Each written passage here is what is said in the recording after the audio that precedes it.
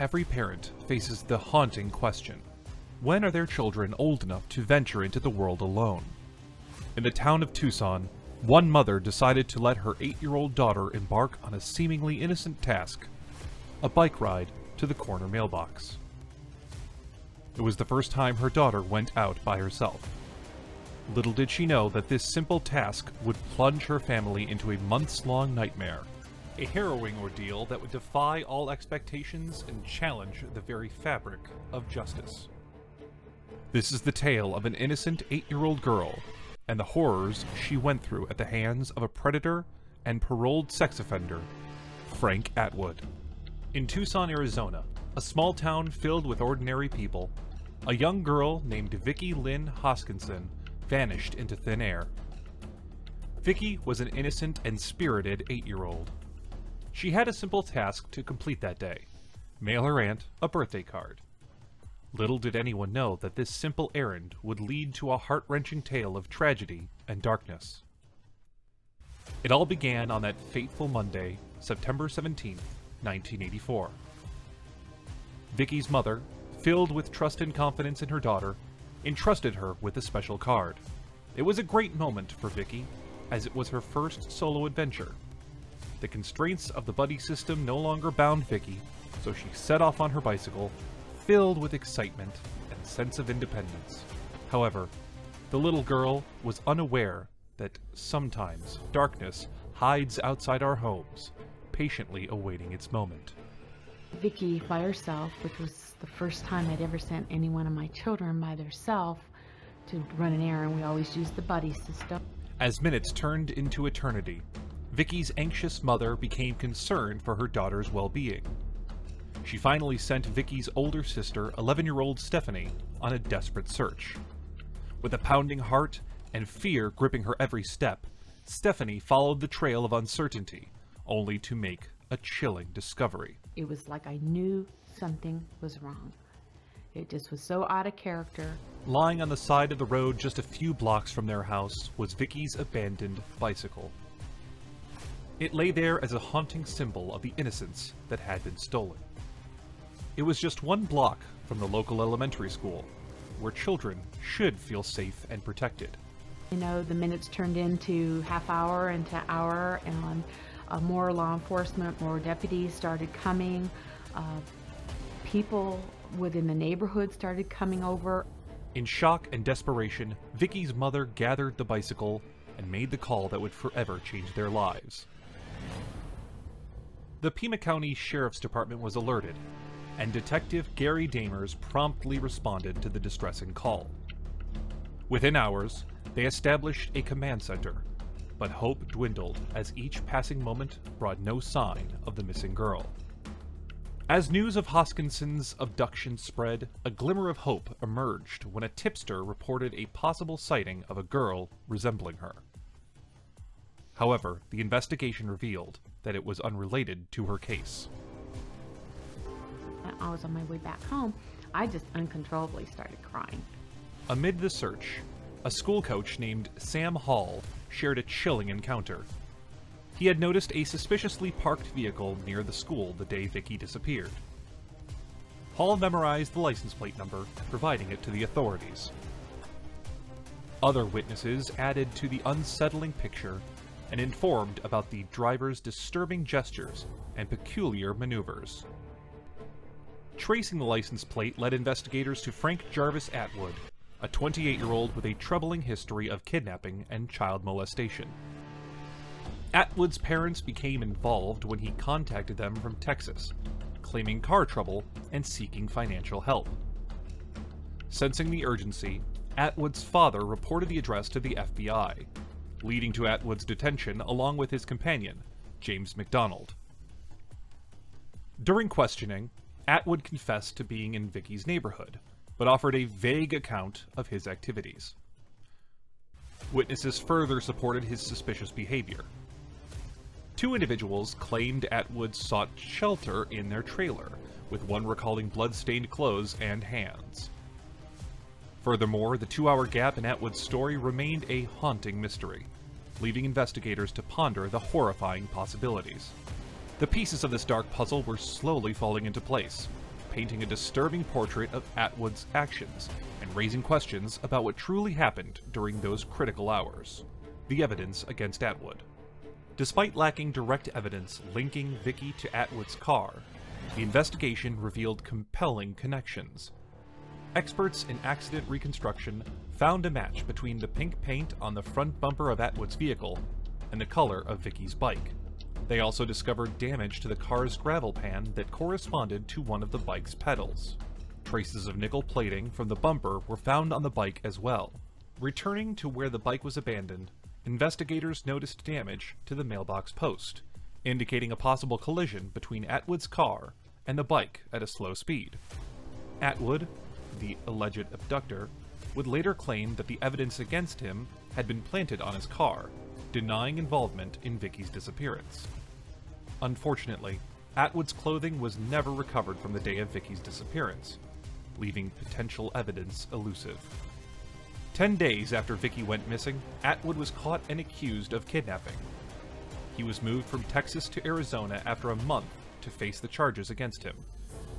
Due to the extensive publicity surrounding the case in Tucson, the trial was relocated to Phoenix, necessitating nearly 6 weeks to select a jury. Meanwhile, Vicki was still missing. The agonizing search for the little girl persisted while the days turned into weeks, and weeks into several months. Hearts across the community sank as 7 long months later, Vicki's remains were discovered in a desolate desert area. The once vibrant and vivacious spirit had been silenced forever. Discovery of Vicki's remains. On April 12, 1985, a hiker stumbled upon a tiny human skeleton about 20 miles from where Vicki's abandoned bike had been discovered. Forensic anthropologist Dr. Walter Birkby was asked to analyze the skeletal remains to see if they belonged to Vicki Hoskinson. The skeleton had been disturbed by animals, scattered and broken. Experts couldn't determine the cause of death due to its state. They couldn't even say for sure whether the child had suffered any sexual abuse. He used a technique called comparative dental radiography to compare the teeth and jawbone found in the desert to the dental x-rays of Vicki Hoskinson. However, the dental records confirmed the heartbreaking truth: the remains belonged to Vicki. Can you imagine the pain her family felt when their worst fears were realized? Did this confirmation bring them some sense of closure, at least?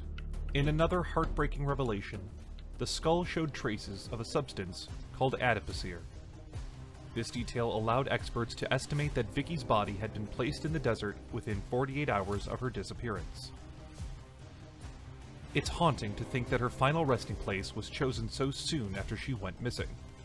For more haunting tales of similar mysterious cases, hit the red subscribe button. Death sentence. The trial of Frank Atwood started in January 1987. On March 26th, the final verdict found him guilty after thoroughly examining the evidence. The severity of his crime resulted in a death sentence, pronounced on May 8th, 1987. What makes this case intriguing is what happened during Atwood's years on death row. Atwood was on death row for nearly 2 decades. According to Vicki Hoskinson's mother, Atwood managed to accomplish various things. Can you believe he got married, was baptized in the Greek Orthodox Christian Church, and even pursued education? He has also written and published 5 books. He was also actively involved with people outside the prison to create a website. Atwood appeared in a wheelchair, held inside an enclosure. The death row inmates' attorneys say Atwood has gone through a spiritual journey. Church leaders and friends spoke on Atwood's behalf, mentioning his journey, writing, and education. Here's a question that might cross your mind. Should someone convicted of kidnapping and an alleged murder be allowed to pursue degrees, get married, and have a seemingly productive life while on death row? Adding another layer of controversy, Atwood claimed that the evidence found on his car was tampered with by the police, and that there was no physical evidence linking Vicki to his vehicle. These claims and counterclaims create doubt and make us question whether justice was served correctly in this case. Do you think the evidence was enough for a death sentence?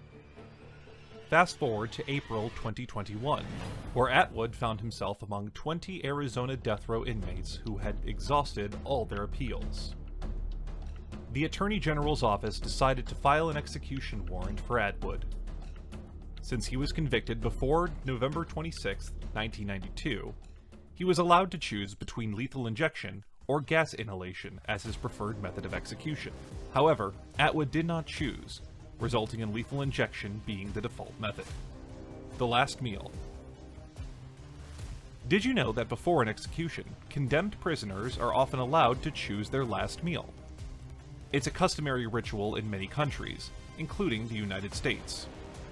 However, in the US, it's referred to as a special meal, instead of explicitly mentioning it as the last meal.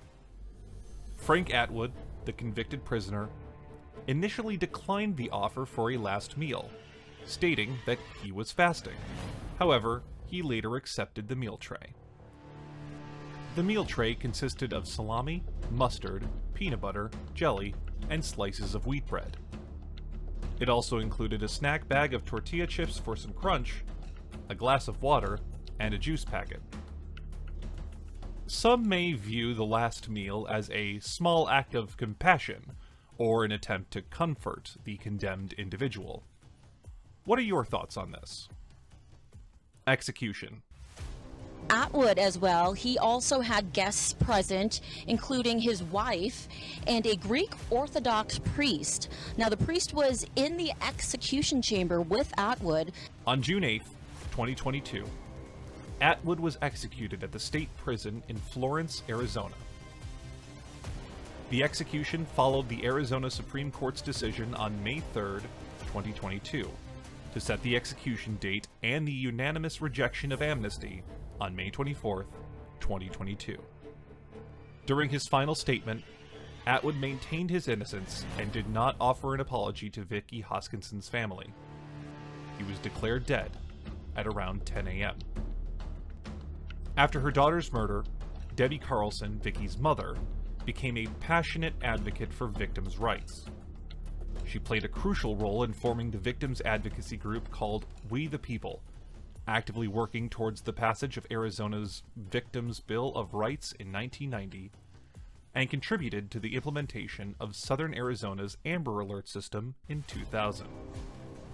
Carlson's dedication to seeking justice and improving support for victims reflects the lasting legacy of her daughter's tragic case.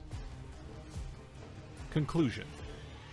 The abduction and murder of Vicki Lynne Hoskinson leave us questioning whether justice was truly served in this case.